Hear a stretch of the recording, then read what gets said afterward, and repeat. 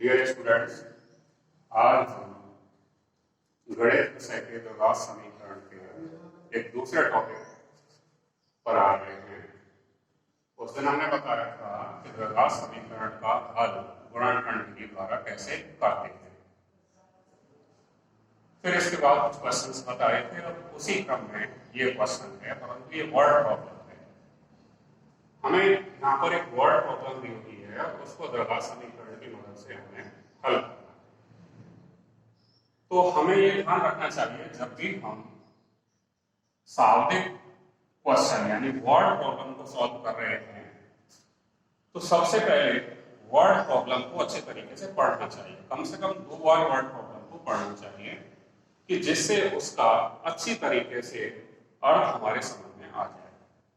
फिर हमें ये देखना है कि उस वर्ड प्रॉब्लम में हमें गिवन डेटा क्या है, यानी क्या क्या चीज दे रखी है, और दूसरा ये देखना है कि हमें फाइंड आउट क्या करना है, दिया क्या है और फाइंड आउट क्या करना है, इस बात पर हमें ध्यान देना है। तो इसको पढ़ें। ये एक्सरसाइज 4.2 का क्वेश्चन नंबर 3 है। इसमें दे रखा है ऐसी 2 संख्याएं ज्ञात कीजिए कि जिनका योगफल 27 और गुणनफल क्या हो 182 हो।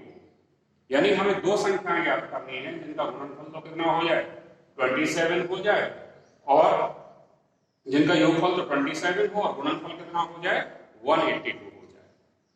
तो ये बात तो हमारी समझ में आ गई। हमें क्या दिया है, 2 संख्याओं का योग दे रखा है और 2 संख्याओं का गुणनफल दे रखा है। अब हमें ज्ञात क्या करना है, हमें ज्ञात करना है 2 संख्याएं। ये 2 संख्या हमारे लिए अननोन है, ये 2 संख्या हमारे लिए अननोन है, अज्ञात है।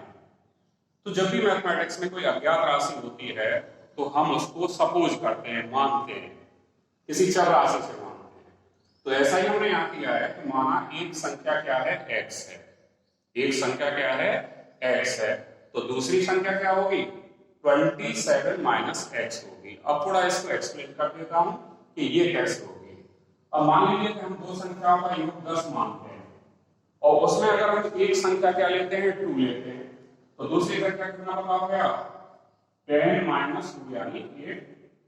अब इसी तरीके से अगर मान लीजिए 2 संख्याओं का योग 10 हो, एक संख्या अगर हम उसमें से 3 लेते हैं तो दूसरी संख्या आप कितनी बताओगे 10 माइनस 3 इक्वल टू 8। ऐसे ही अगर 2 संख्याओं का योग 10 हो और उसमें से एक संख्या हम 7 ले लेते हैं तो दूसरी संख्या क्या रहेगी 10 माइनस 7 इक्वल टू 3।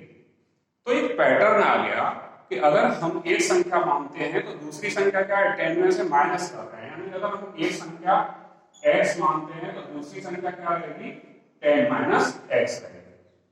उसी तरीके से यहाँ किया गया है कि अगर एक संख्या x है तो दूसरी संख्या क्या होगी 27 माइनस x होगी। अब फिर ये देखिए दूसरी बात क्या दे रखी है इस क्वेश्चन में, दूसरी बात दे रखी है कि इन दोनों संख्याओं का गुणनफल क्या है 182 है। अब हमारे पास 2 संख्या तो हो गई, एक पहली संख्या क्या है x और दूसरी संख्या क्या है 27 माइनस x, और अब b क्या रखा है, b रखा है कि इन संख्याओं का गुणनफल कितना है 182 है। तो अकॉर्डिंग टू क्वेश्चन हमने वो कर दिया कि x into 27 minus x equal to 182। फिर क्या करेंगे, अब इस x का मल्टीपल इस ब्रैकेट में जाएगा तो क्या आएगा 27x और x और x का मल्टीपल क्या हो जाएगा x square is equal to 182। अब या तो हम इस राशि को इधर ट्रांसफर कर लें या फिर इसको इधर ट्रांसफर कर लें।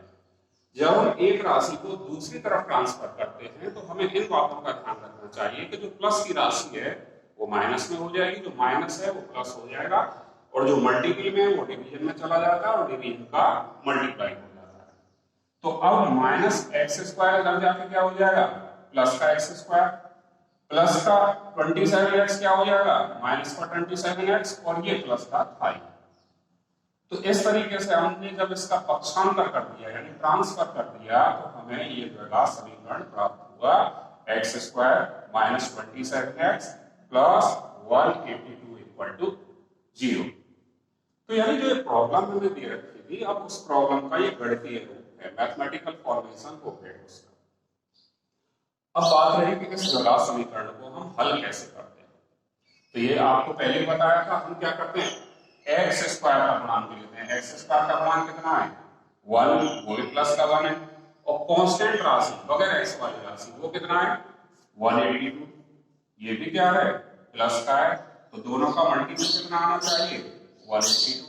अब हमें ऐसी दो संख्याएं खोजनी है कि जिनका मल्टीपल तो कितना आ जाए 182, और ये जो मल्टीपल आ रहा है प्लस में आ रहा है। मैंने बताया था जब मल्टीपल प्लस में आए तो बीच वाली संख्या दो संख्याओं का योग रहेगी यानी सम रहेगी। तो अब हमें ऐसी दो संख्याएं खोजनी है कि जिनका मल्टीपल कितना हो जाए 182 और सम कितना हो जाए 27।